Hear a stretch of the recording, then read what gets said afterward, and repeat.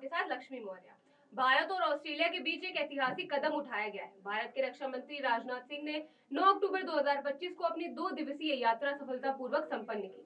ये पिछले 12 सालों में किसी भारतीय रक्षा मंत्री का ऑस्ट्रेलिया का पहला दौरा था, जिसने दोनों देशों के बीच संबंधों की गहराई को एक नई ऊंचाई दी।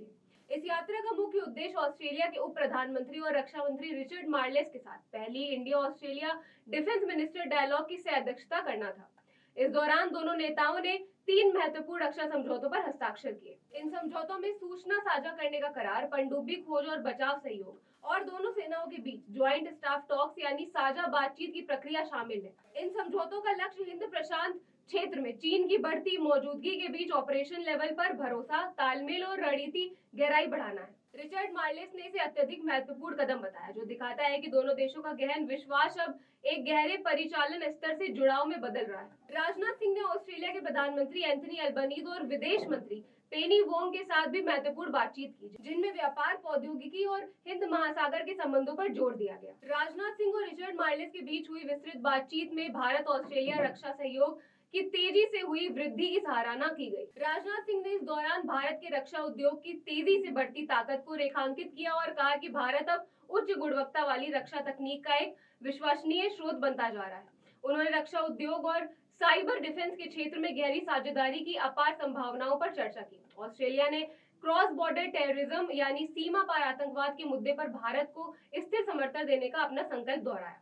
यात्रा के दौरान कई प्रदर्शनियों और रणनीतिक पल भी देखने को मिले। कैनबरा में राजनाथ सिंह को ऑस्ट्रेलिया की स्वदेशी विरासत का सम्मान करते हुए पारंपरिक welcome to country smoke ceremony में सम्मानित किया गया। सिडनी से कैनबरा जाते समय राजनाथ सिंह ने KC-308 एयरक्राफ्ट में सवार होकर F-35 लड़ाकू विमान की एयर टू एयर रिफ्यूलिंग का लाइव डेमो देखा, जो दोनों देशों की साझा सैन्य रणनीति की झलक थी। उन्होंने कैनबरा में ऑस्ट्रेलियन वॉर मेमोरियल पर भी श्रद्धांजलि अर्पित की और उन भारतीय सैनिकों को याद किया जिन्होंने स्वतंत्रता और लोकतंत्र के साझा मूल्यों के लिए ऑस्ट्रेलियाई साथियों के साथ मिलकर लड़ाई लड़ी थी। इस ऐतिहासिक यात्रा का सबसे बड़ा संदेश ये है कि भारत और ऑस्ट्रेलिया दोनों ही हिंद प्रशांत क्षेत्र में शांति, स्थिरता और एक नियम आधारित व्यवस्था बनाए रखने के लिए पूरी तरह से प्रतिबद्ध है।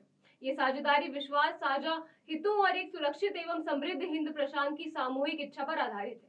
समझौते के बाद दोनों पक्षों ने समुद्री सुरक्षा सहयोग को बढ़ाने और संयुक्त पहलों को आगे बढ़ाने पर सहमति व्यक्त की।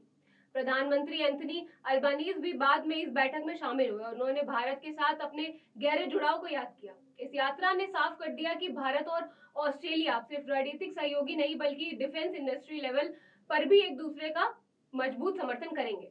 यह साझेदारी आगे आने वाले समय में दुनिया के सामने एक नया सुरक्षा मॉडल पेश कर सकती है और एक मुक्त, खुले और लचीले हिंद प्रशांत को सुनिश्चित करने की दिशा में एक बड़ा और निर्णायक कदम है। आप देखते रहिए जन एक्सप्रेस, क्योंकि हर खबर मायने रखती है। धन्यवाद।